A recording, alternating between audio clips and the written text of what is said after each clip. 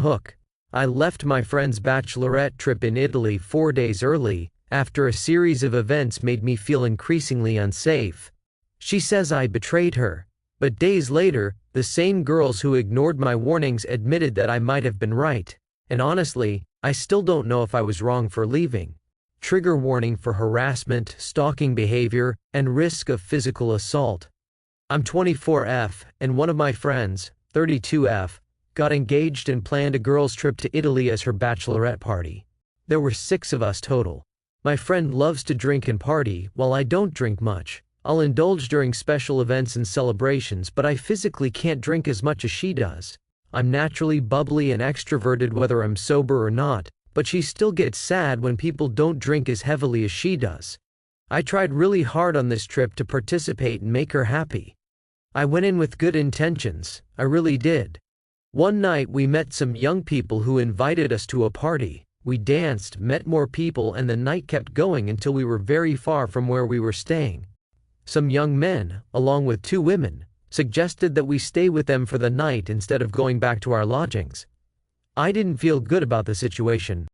Something felt unsafe. The group voted, and I was in the minority.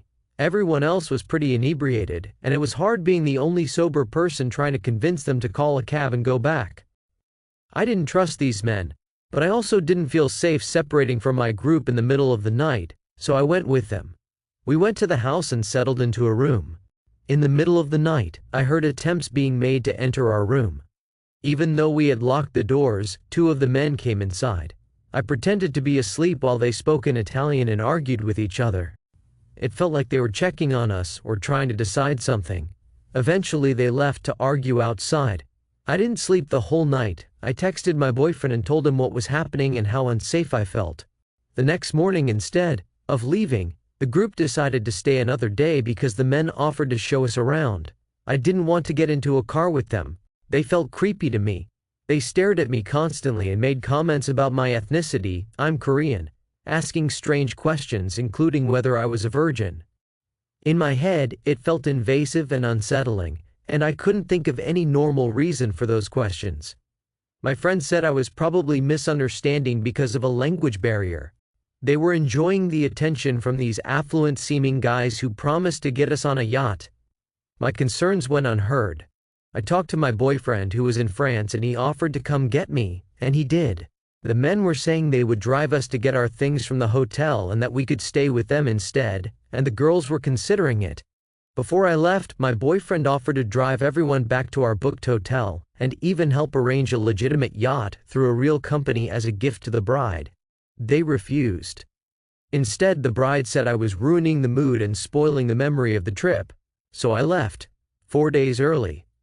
I want to clarify that fortunately nothing happened to my friends. I stayed in constant communication with them and had them share their location with me through Find My Phone. I barely slept until they left that situation.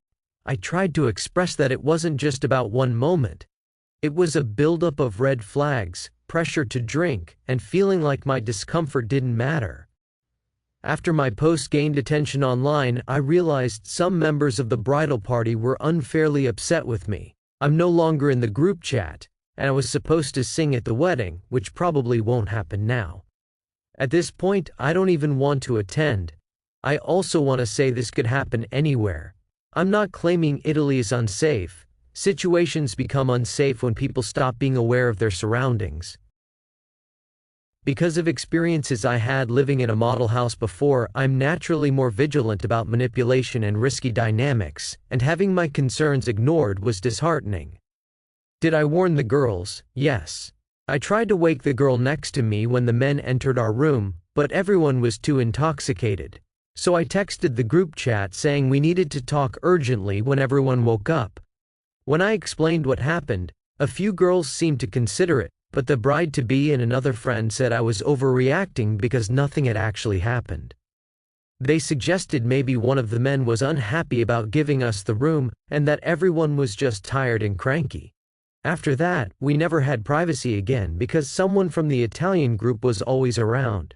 The only thing I kept from them was that my boyfriend was already on his way, because I didn't want that information getting back to the Italian group. What really happened after I left? Later, most of the girls told me I had been right to feel uncomfortable. On the boat, the men became more pushy and tried to get everyone extremely intoxicated. It seemed like they expected intimacy in return for the favors they had provided and became more aggressive about it. No one was physically harmed, but the line became very blurry, and the girls eventually left and checked into a different hotel. I also learned that the bride-to-be's best friend had hooked up with one of the men the first night, which explained why she pushed so hard to stay. The bride told me I showed I wasn't someone who sticks through thick and thin, and that I abandoned the group without thinking. I tried my best to explain my feelings calmly, but I refused to risk my own safety. I also didn't want to be subjected to unwanted attention or invasive behavior. I've always been labeled the baby of the group, but I'm not clueless. I'm just naturally skeptical of strangers and don't get swept up by flashy gestures.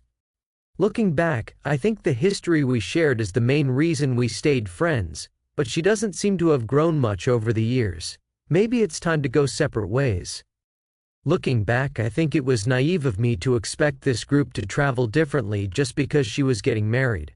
Her fiancé asked for my side and said he understood my decision, but the bride later re-invited me to the wedding without apologizing or addressing anything. It felt like she was just deciding to let me back in, so I declined. She's been posting passive-aggressive quotes about loyalty online, and honestly, that only makes it easier to accept that the friendship is over.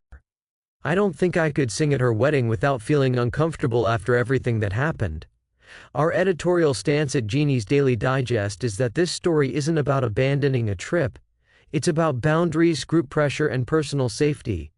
When someone clearly expresses discomfort in a risky situation, best social practice says the group pauses and reassesses. Loyalty doesn't mean ignoring warning signs or staying somewhere that feels unsafe. Leaving a situation that crosses your limits isn't betrayal, it's responsible self-protection.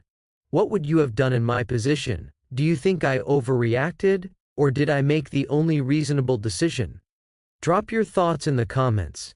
If this story made you think twice about trusting your instincts, like this video, and subscribe to Jeannie's Daily Digest for more real-life dilemmas unpacked with clarity and common sense.